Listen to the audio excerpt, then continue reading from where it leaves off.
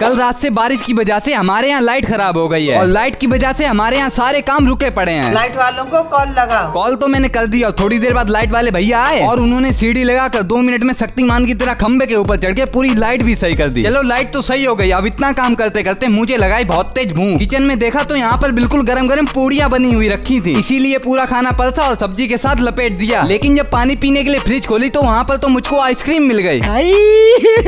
हे भगवान, तेरी लीला अपरंपार है। पर ये लाया कौन है मुझको तो पता नहीं, शायद मम्मी लाई होंगी, लेकिन मुझको उससे क्या मतलब, मुझको तो बस खाने से मतलब है। और सही बता रहा हूँ, इससे बेस्ट आइसक्रीम मैंने आज तक नहीं खाई। बाकी आज का दिन तो ऐसे ही गया। वैसे ब्लॉग अच्छा लगे तो लाइक एंड सब्सक्राइब कर देना। कोई तो छुपा लो। यहाँ पर छुप जाऊँ? नहीं नहीं, यहाँ नहीं भाई, अपने पीछे छुपा लो। चल भाग यहाँ से।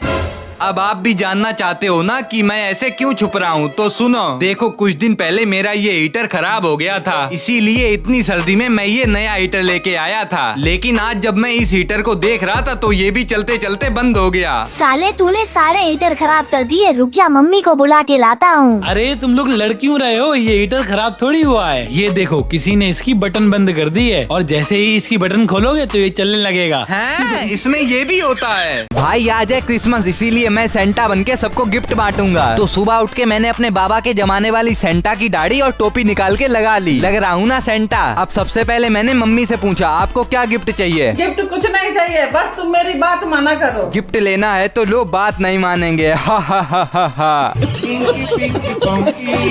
ओए सेंटा, सबको गिफ्ट दे रहा है, हमको भी कुछ दे दो। अच्छा बताओ तुमको क्या चाहिए? अरे हम लोग तो चूहा खाते हैं, तो एक गरम गरम चूहा दे दो। तुम्हारी शक्ल तो चूहे वाली लग नहीं रही है, कहीं चूहा तुमको ना खा जाए। लगता है इनके गिफ्ट असली सेंटा भी नहीं दे पाएगा। वो सब छोड़ो, उसके बाद मैं आ गया कुछ खाने पीने का सामान लेने। तो सबसे पहले मैंने कोल्ड ड्रिंक ली और थोड़े बहुत मोमोज फिंगर भी ले लिए। फिर घर पे आके मैंने मम्मी और बिल्लियों ने पेट भर के खाए। मजा आ गया, आज तो पार्टी हो गई। वैसे कमेंट में बताओ सेंटा से आप गिफ्ट में क्या मांगते? तो आज मैं कुछ भी कर सकता हूँ और मम्मी मुझे मारेंगी भी नहीं, क्योंकि आज है मेरा बर्थडे। हाँ, और इस बर्थडे पर हम तुम्हारी सारी विश पूरी करेंगे। सच में मम्मी? आज तो बड़ा अच्छा मौका है, इसका फायदा उठा लेता हूँ। तो चलो मम्मी, पहले मेरा गिफ्ट लाओ। अच्छा ये लो। अरे वाह, 500 रुपए।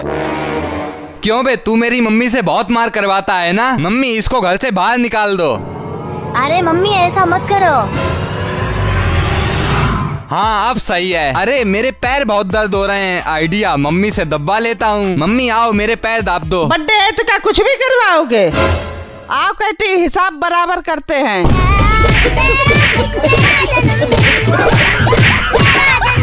लो हो गया जन्मदिन। पूरी वीडियो देखने के लिए जल्दी से यहाँ पर दबाओ। आज मम्मी मुझको इतना बड़ा धोखा देंगी कभी नहीं सोचा था, क्योंकि आज पता चला कि मेरे घर के पास रावण जलने वाला है, इसीलिए मैं जल्दी से नहा लिया। पर जब मैंने मम्मी से खाना मांगा तो वो कुछ बोली नहीं, मुझे लगा बिजी होंगी। वो सब छोड़ो, मैं जल्दी से आ गया रावण देखने, जहाँ पर भाई इतनी ज्यादा भीड़। और वहाँ पर पहले रामलीला हुई और उसके बाद भीड़ में हनुमान जी दौड़ते दौड़ते आए और रावण को जला दिया। अब जैसे ही वहाँ पर भीड़ कम हुई तो मैं भी घर पर आ गया, लेकिन मम्मी तब से अभी तक फोन में लगी हैं। मैंने कहा इतना फोन में क्या देखती हो? बताने लगी कि वो प्लेग्राउंड सीजन 4 देख रही हैं, जिसमें एल्विस भाई, मुनव्वर फारूकी, मॉर्टल और मिथपेट जज हैं। और इसमें तो गौरी और फरहान की तो भाई साहब बहुत भयंकर वाली लड़ाई हो रही है, क्योंकि यही रीजन है दिन प्रतिदिन ये शो मेरा फेवरेट होता जा रहा है। बाकी मुझे तो देखने में बहुत मजा आ रहा है। अगर आपको भी देखना है तो प्ले स्टोर से Amazon MX प्लेयर डाउनलोड करो और कमेंट में बताओ कि आपकी फेवरेट टीम कौन सी है। मम्मी आप खाना दे दो। खाना नहीं मिलेगा, हमको शो देखने दो। आज मेरे पास पापा का ऑर्डर आया कि मेरे साथ डॉक्टर के पास चल, क्योंकि पापा को डॉक्टर से दवाई लेनी थी। अब मैं जल्दी से तैयार हो गया और पापा के साथ ऑटो में बैठ गया, लेकिन ऑटो वाला ये क्या कर रहा है?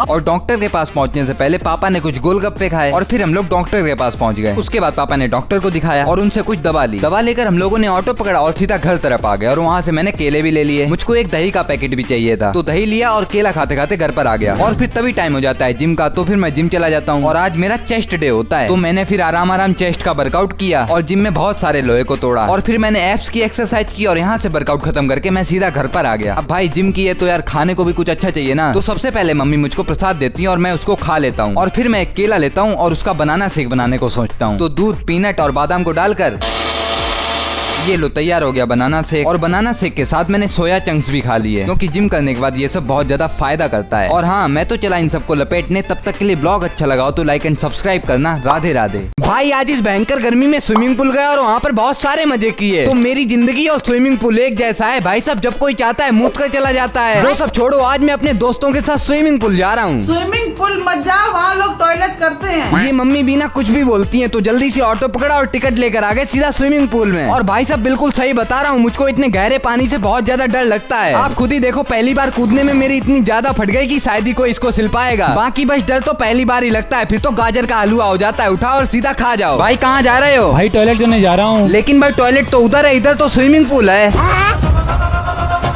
अब मुझको पता चला कि मम्मी बिल्कुल सही बोल रही थी। भाई मैं सोचूं ये पानी इतना नमकीन क्यों लग रहा है। आपको पता है हर चोरी पकड़ी जा सकती है, लेकिन स्विमिंग पूल में सूसू करने वाला नहीं पकड़ा जा सकता। और यहाँ पर मजा तो बहुत आया। कपड़े बदलकर अब बारी थी अपने बेवड़े दोस्त से फ्री की पार्टी लेने की। भाई तुमको तुम्हारी गर्लफ्रेंड की कसम है, नहीं तो पार्टी दे दो।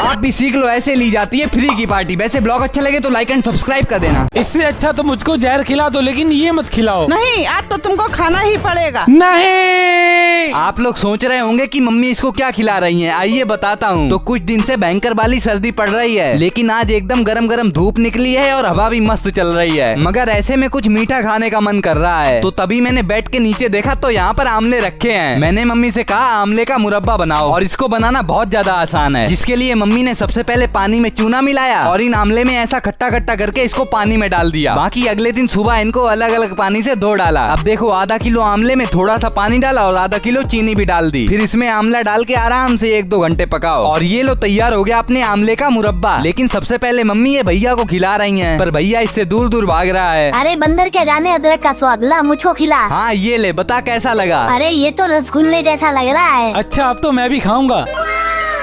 अरे वाह, ये तो बहुत टेस्टी है। आज तो मम्मी सुबह सुबह तैयार होने लग गई। मैंने पूछा कहाँ चली सवारी, तो पता चला भाई साहब आज तो हमारे यहाँ इलेक्शन है और मम्मी वोट डालने जा रही हैं। मम्मी कहने लगी तुम भी चलो। मैंने कहा मैं क्या करूँगा जाके वहाँ पर। अभी कोई लड़की तुमसे बोलती तो तुम तुरंत उसके साथ चले जाते। अबे यार, मैं तो ये सोचता हूँ कि मम्मी ताने देना कब बंद करेंगी। बाकी चलो मम्मी के साथ चल देते हैं। और आप लोग अक्सर कमेंट में पूछते हो ना कि तुम्हारे पापा कहाँ हैं, तुम्हारे पापा कहाँ हैं। ये देखो पापा बाइक पर बैठकर बेरुपिया के साथ वोट डालने जा रहे हैं। और इतनी धूप में मैं कभी निकलता नहीं हूँ। सोच रहा हूँ शायद कोई लड़की अड़की मिल जाए तो सिस्टम ही सेट हो जाएगा। बस यही मजबूरी है। और देखो तो बेरुपिया पापा को छोड़ आया, मम्मी से बाइक पर बैठने के लिए बोल रहा है। अब तुम लोगों को एक सीक्रेट बात बताऊं, एक बार बेरुपिया ने मम्मी को बाइक से गिरा दिया है, इसलिए मम्मी उसकी बाइक पर बैठने से दूर दूर भाग रही हैं। पर मैंने अपना विश्वास दिला के मम्मी को बैठाल दिया और मम्मी चली गई। लेकिन उनसे पहले मैं वहाँ पर पैदल पहुँच गया। तभी वहाँ पर देखा कि पापा तो वोट डालकर जा रहे हैं। वाह जी वाह। ये सब देखकर मम्मी भी वोट डालने चली गई। और आप भी जरूर वोट डालने जाना, लेकिन उसी पार्टी को वोट डालना जो हमारे देश के लिए काम करे। ये लो मम्मी वोट डालकर आ भी गई। वैसे ब्लॉग अच्छा लगा हो तो लाइक कर देना। रुको रुको, मैं ग्लास लेके आता हूँ, कोई पीना मत। ये लो, मुझे भी मैंगो वाली कोल्ड ड्रिंक दो। अरे ये तो खत्म हो गई। मम्मी इस भिखारी की तो किस्मत ही खराब है। अब घर से गुस्सा होके मैं अपने दोस्तों के साथ आ गया एक आम के बगीचे में अलग सी पार्टी करने। जिसके लिए सबसे पहले मैंने पत्थर से इतने सारे आम गिरा दिए और फिर उसके बाद थोड़ी सी लकड़ियां इकट्ठा करके यहाँ पर आग जलाई और मेरे पास जितने भी आम थे वो सब आग में डाल दिए। बाकी थोड़ी देर बाद जब सारे आम आग में बुझ गए तो एक एक आम को जल्दी से निकाल के एक कटोरे में बहुत सारा पानी डाला और साथ ही साथ इन आमों को भी इस पानी में अच्छे से मसल लिया। बाकी बस आखिरी में थोड़ा सा काला नमक, लाल मिर्च और जलजीरा डाल के इसको अच्छे से मिक्स कर लिया और ये लो बन गया हमारा आम पना। वैसे जब सब लोगों ने इसको पिया तो ये तो बहुत मस्त था, कोल्ड ड्रिंक को भी फेल कर दिया इसने। आज मजाक में मम्मी के साथ छोटा सा प्रैंक किया था, पर यहाँ तो लेने के देने पड़ गए। तो बात सिर्फ इतनी सी है कि मम्मी कुछ दिन से मौसी से बहुत ज्यादा बात करने लगी हैं। सुबह शाम दिन रात बात करने में इतनी ज्यादा बिजी रहती हैं कि टाइम से खाना भी नहीं देती हैं। हाँ भाई, मैं भी इस बात से परेशान हो गया हूँ। पर इसका क्या इलाज करूँ? ओए मौसी का नंबर बुआ के नाम से सेव कर दे। अरे वाह, क्या आइडिया दिया है। उसके बाद मैं गया और चुपके से मौसी का नंबर बुआ के नाम से सेव कर दिया। मेरे फोन में क्या कर रहे हो? कुछ नहीं, बस टाइम देख रहा हूँ। अब इसके बाद मौसी की पूरे दिन कॉल आई, लेकिन बुआ का नंबर देख के मम्मी कॉल उठा ही नहीं रही थी और साथ ही साथ खाना भी टाइम पर मिलने लगा। A few moments later. क्यों मौसी का नंबर बुआ के नाम से सेव करोगे? नहीं, मैंने तो नहीं किया। झूठ मत बोलो, इसी ने किया है। हाँ ये लो तुम्हारी मिठाई। सॉरी भाई, मिठाई के लिए शिकायत करनी पड़ती है। अरे मम्मी माफ कर दो, अब नहीं करूँगा। अबे कैटी तुझे छोड़ूंगा नहीं।